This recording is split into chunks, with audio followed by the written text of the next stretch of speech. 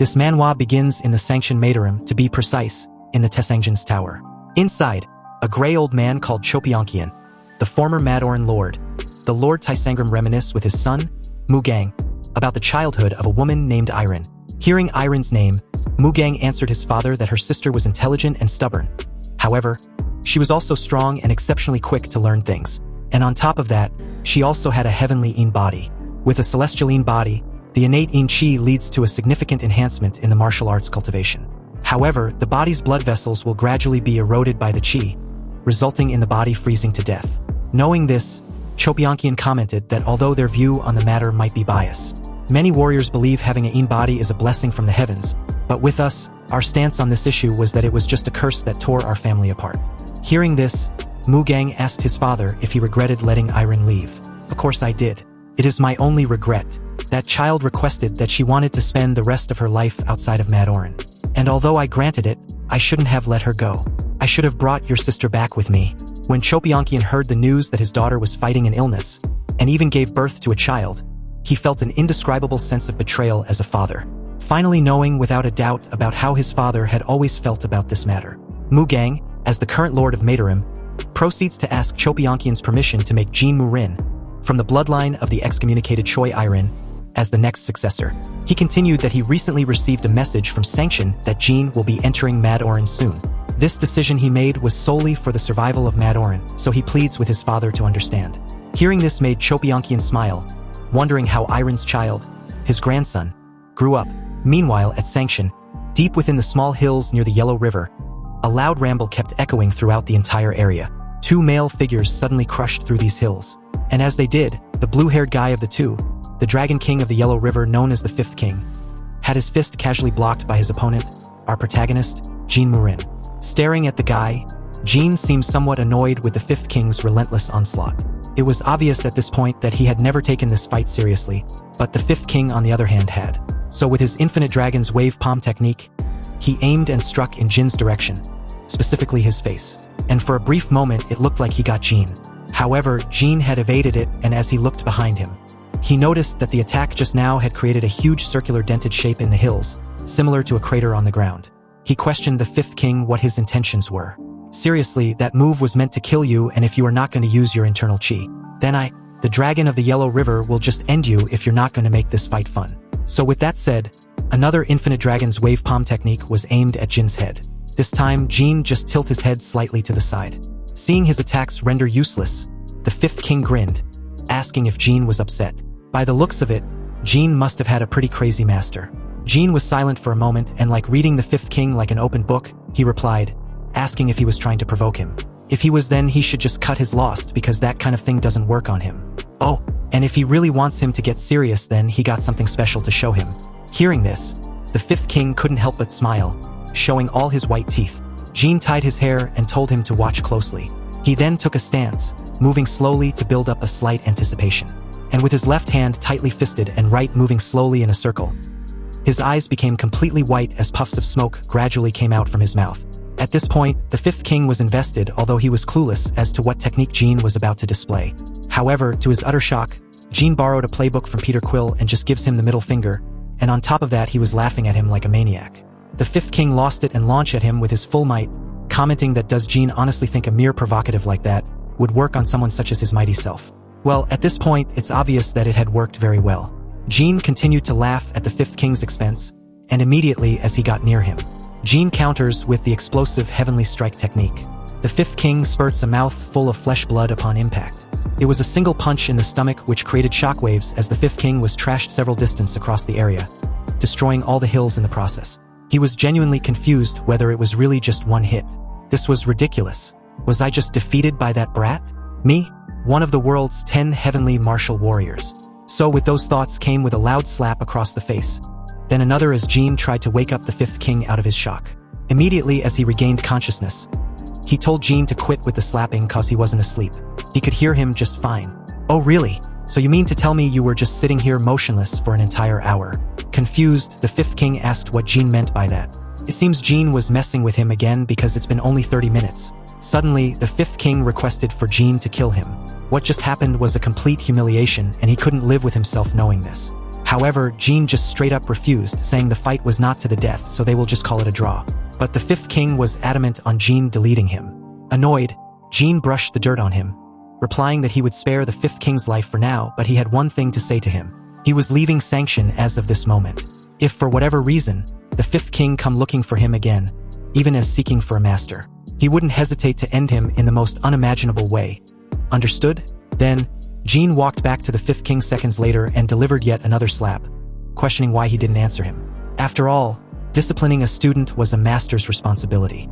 If he was his master, that is. The fifth king said he did reply to him just now with a no. So why was he being punished? Inwardly, he thought that what he just heard from Jin was a ridiculous notion. And if the situation was reversed, he would have cut off both Jin's arms as payment for just the insult. Seriously, have I also lost my magnanimity to this kid? Still in thoughts, he continued that he honestly believed that there was no one in the world who could match him, the fifth king of the infamous 10 heavenly warriors. But looking at Jin, he had many doubts and unwanted thoughts. Well, if that's the case, then he will gladly give the position of the fifth king to Jin. Hearing this made Jin stare at him like he was an idiot. Did he really think he needed such trivial titles and shit like that? No, I don't need it, Jin replied without hesitation.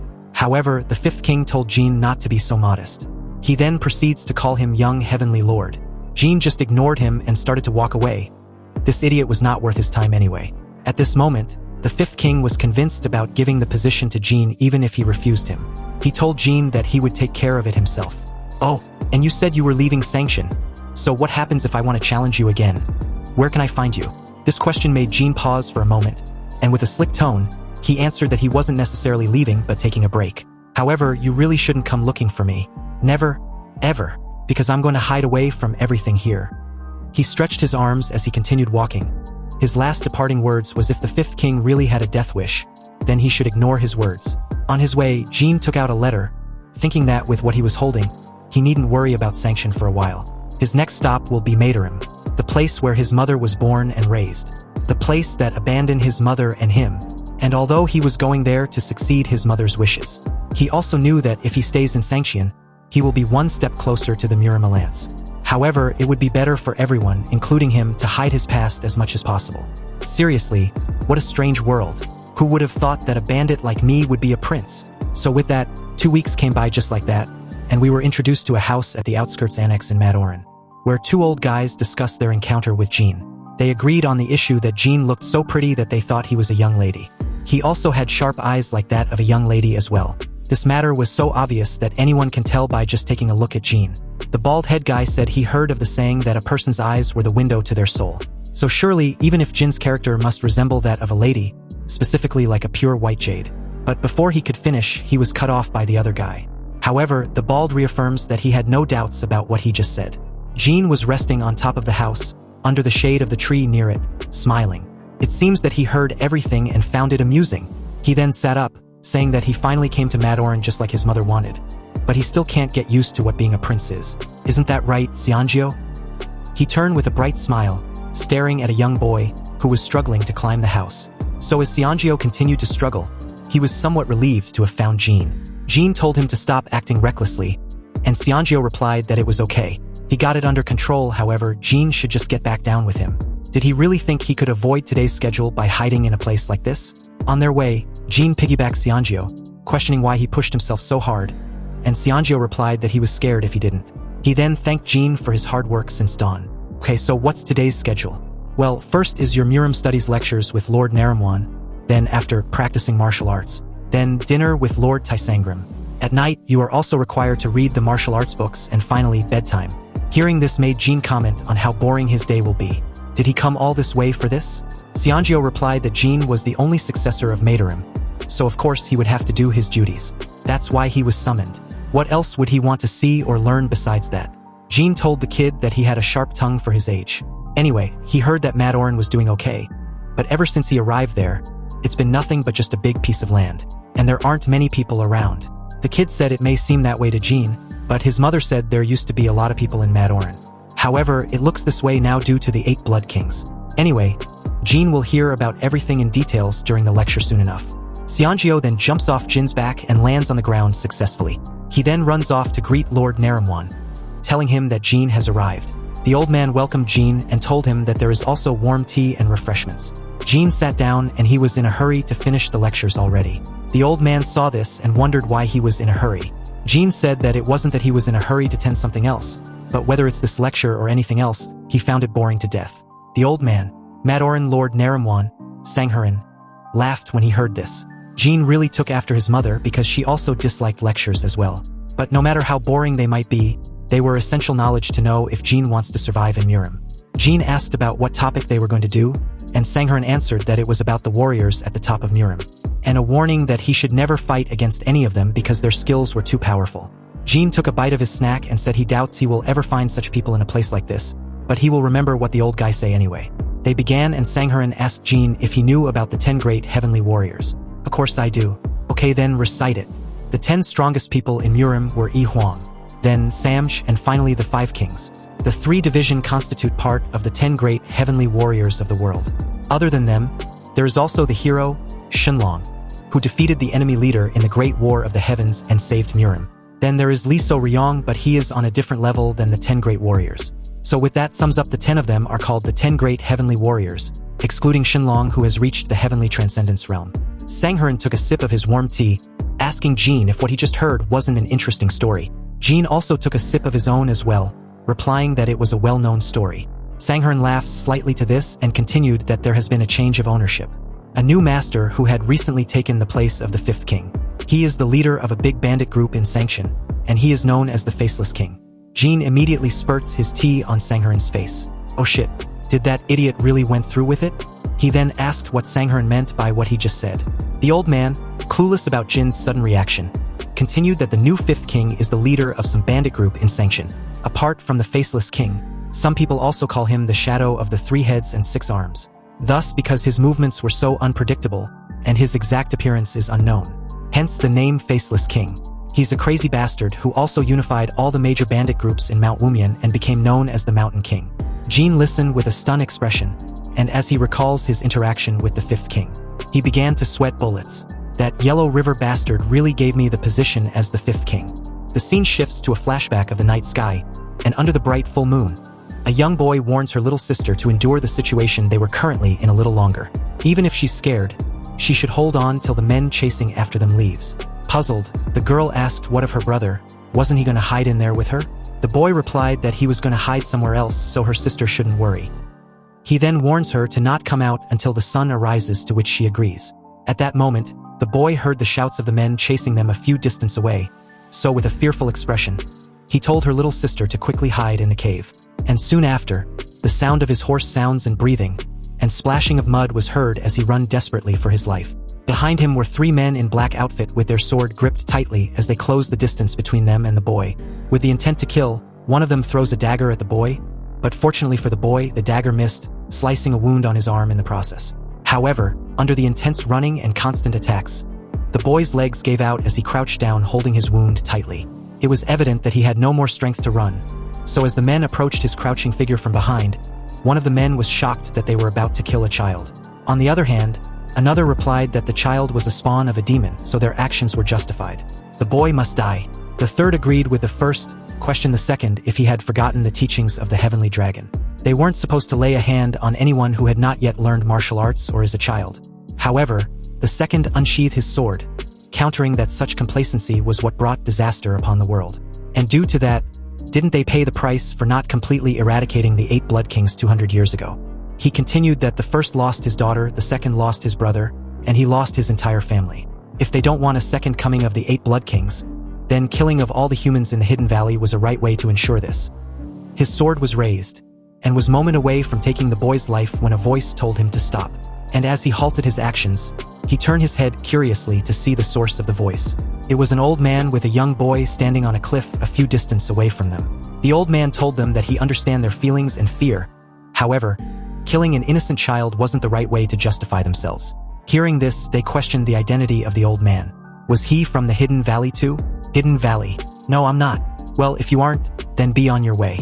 This matter doesn't concern you. This child was a spawn of the demons, and they were going to eradicate all the spawns of the demons. The old man continued that the child wasn't. They were the one choosing to justify their actions as such. The hidden valley of Mount Chongsu was a place that did not participate in the war against the 8 Blood Kings. It was only related to the 8 Blood Kings in name, and that's it. However, it was an entirely different place. The first replied that this was the first time he was hearing this. Did the old man had any evidence? But the second said they didn't need any evidence. To him, everyone from the hidden valley were all the same evil demons. He raised his sword again, only this time, he had no intention of stopping. However, before he could enact on his intention, the young boy standing beside the old man dashes at lightning speed, and in an instant, he was upon them. They felt the boy's aura, and as the other two unsheathed their swords, it was too late. The young boy, with his terrifying speed, took their swords from them before they even realized the swords were gone. He throws them on the ground, and with a serious expression, the young boy told them to scram. He won't repeat himself. The 3 men were speechless seeing this. Their expressions were different, but they all meant the same meaning. They were out of their depth, and if they proceed any further, it was sudden death. The first and third turned to leave, but the second, however, was not so convinced by the young boy's warning. He gritted his teeth, cursing, and as he tried reaching for the sword behind him, the young boy just stared at him blankly, like questioning if he was seriously planning to act this stupidly. Seeing the young boy's expression, sweat dripped from the second's face, and as he continued to grit his teeth, he decided against his initial thought. He turned and followed the two. A while later, the old man and the young boy watch a beautiful landscape of Murin. The old man starts off by saying that when he was young, he took pity on a poor boy and taught him martial arts. But the poor boy ended up joining the 8 Blood Kings and fighting in the war. You won't do that also, will you? The young boy just stared ahead and nonchalantly said they will just have to wait and see. They both knew that the old man had little time left, so he requested the young boy to do a difficult task for him once he was gone. You see, many people in the Hidden Valley are losing their innocent lives because of the 8 Blood Kings issue. So the old man wants the young boy to help these people to live a better life than the one they were currently in. Well, that won't be easy, you know? Yes, but with your heavenly in body and the 8 heavenly spirit arts, I am confident you can do it. And I agree that it won't be easy because your strong in energy has been sealed, but at the very least, you won't get beaten up like before. Then, the young boy asked why not just kill their leader, the heavenly dragon. Wouldn't it be easier? The old man replied that it would be easier, but it will lead to more bloodshed. You must help those you protect and live in harmony with the world. Then the old guy suggested they go to Sanction to live there. Did that sound good to him? Again, with the nonchalant attitude, the young boy said he will go with whatever the old guy says. The old man then warns the young boy. His piece of advice to the young boy was that as skilled as the boy was, he should always remember that he could still be a target for others. He should always be cautious and aware of his surroundings. Hearing this, the young boy sighed heavily, replying that he got it. He will be careful of the Hidden Valley and his martial arts. The old man stared at the view in front of him again with a visible regret. So back to the present, Jin apologized inwardly to his master. He was sorry for everything. The King of Mount Wumian, the current member of one of the great warriors of the world, was him. A bandit group led by one of the 10 great warriors. Isn't this the opposite of coexisting with the world? Fuck, I'm a public enemy. Sangharan tried waking Jin up, but he was still in a daze, thinking that his master's first disciple, the leader of the 8 Blood Kings, who caused bloodshed and took countless lives, Wang Unshin. He claimed countless lives with his subversive martial arts. He also caused the 8 Blood Kings' desolation bloodbath. Even now, many warriors are killing the innocent people of the Hidden Valley to get revenge. This was the reason why Jin was also hiding his identity and pretending to be ignorant of the Murin world. Cursing, he recalls the Yellow River Dragon King. What has this bastard gotten me into? At that moment, Sangharan's voice woke Jin from his trance. He asked if he was alright. What happened? Was he feeling well? No, not really. I think I'm not feeling very well. So don't you think I should rest for today? But Sangharan was a cunning old fox. He replied that what Jin just said sparked a story he wants to tell him. It was a story about a great warrior who performed incredibly despite not feeling well. Did the young lord wants to hear it? Jin said he didn't want to. He prefers if they rest today. However, Sangharan again said there was also a story of someone who became the best swordsman in the world without taking a single day off. Hearing this, Jin just gave in. It seems that no matter what he says, this old guy always had a story that coincided with it. The scene changes to the Tessangjin's tower. Sangharan reported that the young lord had finished the basic Murim studied lecture, so he thinks it's time to start assigning positions for the successor training. In the situation where the balance of power in Sanction is tilting, Sangharan believes that leaving the position of successor vacant for too long is not a smart decision. He suggests that they start taking steps to bring Jin into the spotlight now. However, someone disagreed and voiced out that he sees things differently. This made the rest laugh because they kind of expect it when Sangharan made his assessment. They told the person to go ahead and speak his mind. The person in question was Lord Aramwan, Yugasan. Yugasan said that although it is said that His Highness Jin Murin is a direct descendant, what matters was not whether Jin is a blood relative, but does Jin have the ability to take on the role of successor. To Yugasan, that's the key point. He continued that he was sure Chopyeonkian knows this. The sudden appearance of His Highness is not very positive for any of them. And how can they trust and accept such a person as their successor when they don't even know where he came from or what he has been up to all this time? Yugasan pleads with Chopyeonkian to give them the chance to verify the qualifications of Jin. Hearing this, Chopyeonkian replied that Yugasan had a valid point. So if that's what he wants, then he should give Jin an assignment to verify his abilities. Also, Yugasan should keep the topic of the assignment a secret from everyone, even him, so no one can interfere. So with that said, Yugasan thought of what assignment to give to the young lord. He met with Jin and he was still in thoughts. He wanted a task that was reasonable and also of an appropriate difficult level. He tells Jin why he was there and Jin, with his no BS attitude, responded after hearing him out. He said that Yugasan was just sugarcoating the fact that he was not good enough. Well, it doesn't matter anyway, what's the assignment? Annoyed, Yugasan said nothing about that matter, and just proceeds to say the Chong-in. It was located in the northwest of Sanction's central region. Jin's assignment was to take back the Chong-in. Hearing this, Jin was quick to catch on, replying that when Yugasan said take it back, did he meant it was stolen? If it was originally managed by Madorim, then how was it taken by the Kielsabang? The Kielsabang was a black market faction that is active in Uljeong. They were quite a troublesome bunch. Jin laughs, commenting that even a rich family can only last for 3 generations after all. Has Madorim fallen so far that it can even have its business taken away by a mere black market gang like Kielsabang? Yugasan slammed the desk, furious about what he just heard from Jin. He commented that the Kielsabang was not just a simple black market gang. Jin matched Yugasan's energy, replying that what's there to be furious about when it's the truth. He had his business taken away by a mere black market gang of the Kielsabang. Hearing Jin's viewpoint, Yugasan was quiet because deep down he knew Jin was right. However, Jin apologized. He had sensitive ears and was very sensitive to loud noises. This was a reason for his outburst. He asked again if his assignment was to really take back the Chong-in. Yes, it was. Yugasan continued that he will provide Jin with an escort to make sure his journey was safe, so he shouldn't worry needlessly.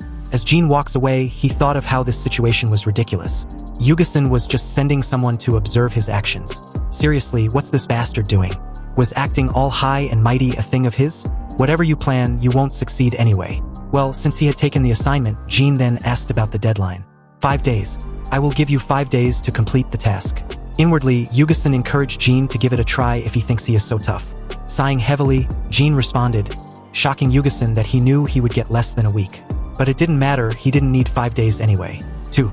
I will need 2 days to get that fucking place back.